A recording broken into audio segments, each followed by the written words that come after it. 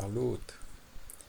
Astăzi am poposit la mănăstirea Agapia, o mănăstire situată la poalele munților din județul Neamț, care te întâmpină cu liniște și frumusețe. Ctitorită în secolul al XVII-lea de voievodul Vasile Lupu, mănăstirea Agapia este un lăcaș al rugăciunii și al istoriei. Numele ei vine din greacă, agapi, și înseamnă iubire curată. Și asta simți la fiecare pas, printre casele albe și grădinile pline de flori. Biserica este faimoasă pentru pictura lui Nicolae Grigorescu, realizată cu lumină și delicatețe.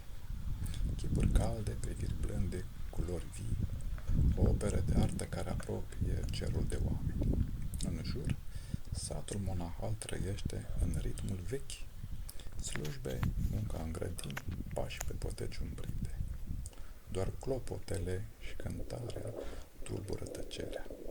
La Agapia timpul curge mai încet.